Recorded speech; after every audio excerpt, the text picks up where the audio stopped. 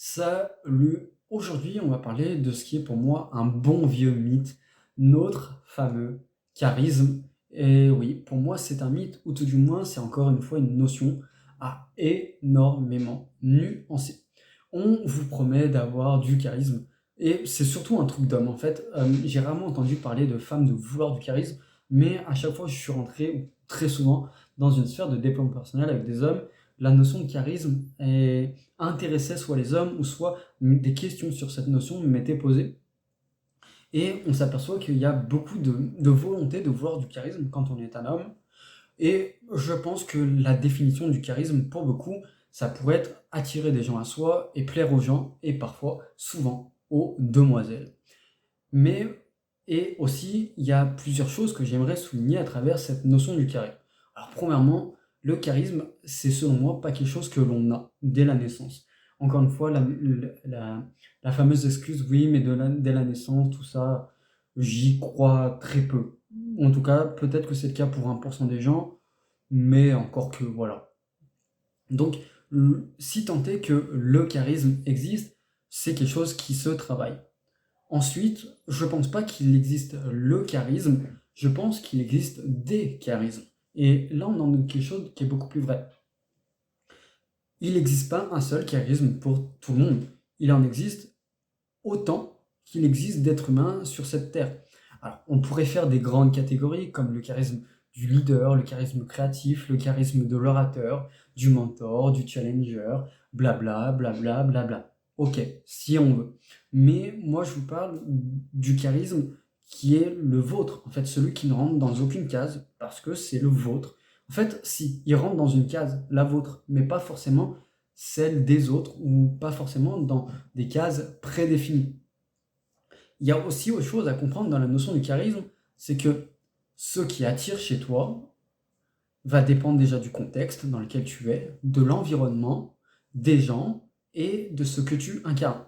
Exemple très personnel, la plupart du temps dans ma vie, on m'a pris pour un mec perché et bizarre et souvent vu négativement. Maintenant, il est fort de constater que la plupart des gens que j'ai attirés, donc 99% des gens, c'était dans une sphère de développement personnel. Je pense pas que ce soit un hasard. Parce que je pense que pour définir les grandes lignes, il y a un charisme qui est lié à ça, au développement personnel. Alors ça ne veut pas dire non plus qu'il faut me prendre pour euh, Tony Robbins, je crois, loin de là. Mais je ne peux pas enlever cette idée qu'à chaque fois j'ai été remarqué, à chaque fois j'ai attiré de bonnes personnes, c'était dans la sphère du développement personnel et dans des contextes de développement personnel et avec des personnes de développement personnel, je pense, parce que j'incarne vraiment profondément ça et parce que c'est une grande passion. Mais on y reviendra sur la notion de passion. Comprenez bien que le charisme est un mot fourre-tout dans lequel on peut mettre n'importe quoi. On peut mettre très bien la confiance en soi, on peut mettre le bien parler, on peut mettre une activité, on peut mettre un statut professionnel, bref, on peut y mettre n'importe quoi quand on regarde. Mais je vais essayer de donner des clés après de comment est-ce qu'on pourrait travailler son charisme ou est-ce qu'il y a des clés universelles de grands guillemets qui peut nous permettre de travailler ce charisme qui est le nôtre et non pas celui d'une autre personne et qui est propre à nous. Pour, encore une fois, la simple et bonne raison, c'est de se demander est-ce que, par exemple, une personne comme Steve Jobs a le même charisme que The Rock? Bah non. Et pourtant, ces deux personnes ont une forme de charisme et ont attiré des milliers, voire même des millions de personnes à eux, de par leur statut, leur vision, et j'en passe. Pareil, est-ce que Gandhi et Elon Musk ont le même charisme? Encore une fois, je pense pas trop. Ou alors, est-ce que un sportif comme Cristiano Ronaldo ou un artiste, prenons un DJ extrêmement connu que vous aimez ou un musicien, ont le même style de charisme avec les mêmes caractéristiques? Je suis à peu près certain que non. Juste pour prendre une caractéristique, l'introversion vs l'extraversion. Ou plutôt, ne pas mettre de VS parce qu'on a l'impression que c'est un combat, mais plutôt l'extraversion ou l'introversion. Vous avez des personnes qui vont briller de par leur introversion. Alors oui, je sais, c'est pas ce qui paraît commun, mais vous avez des personnes vont nourrir un charisme qui va être silencieux, qui va être calme, qui va être très terre à terre, qui va être très introvertif d'une manière générale. Alors que d'autres, ça va être plutôt pour leur faculté à parler, leur faculté à gérer du relationnel, à créer du relationnel, donc ce qu'on va définir généralement comme un charisme plus d'extraverti. Et ça, c'est qu'une caractéristique parmi des milliards qui existent. Bah, vous comprenez bien que c'est pas le même style de charisme. Et qu'une personne qui est introvertie par naissance, si elle veut développer un charisme extraverti, j'ai pas la vérité absolue, mais je suis à peu près persuadé que ça va être très compliqué et contre nature pour elle. Et que elle va aller à l'encontre de ce qui crée son charisme. Et à l'inverse, si vous avez une personne extravertie et qu'elle se comporte comme un introverti, il va y avoir quelque chose de très faux, ne serait-ce que dans l'énergie. Mais il est important de rappeler une chose, et pour moi c'est une règle quand on veut travailler son propre charisme, c'est que plus on est obsédé à travailler son charisme, le fait d'attirer les uns, moins on développe ce qui nous permet de créer ce charisme. En fait, le charisme n'est pas quelque chose qui se crée directement. Le charisme est un produit de tout un tas d'actions qu'on a mis en place. Par exemple, c'est un produit de nos passions, c'est un produit de nos habitudes, c'est un produit de nos lectures, c'est un produit de nos réflexions, c'est un produit de nos travails intérieurs. Et en fait, c'est un produit de tout ce que nous sommes à l'intérieur qui va créer le charisme. Mais plus on s'intéresse à cette notion de charisme, ou tout du moins plus on est obsédé à la travailler directement, bah moins on la travaille. En fait, c'est paradoxal, mais plus on cherche à travailler le charisme, plus on s'en éloigne. Parce que le charisme se travaille d'une manière indirecte. Il se travaille, par exemple, sur nos passions.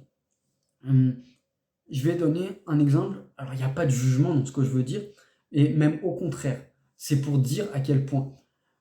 Une fois, j'ai rencontré une personne qui était passionnée d'un jeu vidéo. Ou peut-être que c'était des jeux de société, ou les deux. Bref. Et en soi, on pourrait se dire que cette personne n'a pas vraiment de charisme, qu'on peut l'entendre. Et pourtant, je peux vous assurer que cette personne-là, quand elle était dans son élément, eh ben, elle attirait beaucoup de personnes à elle.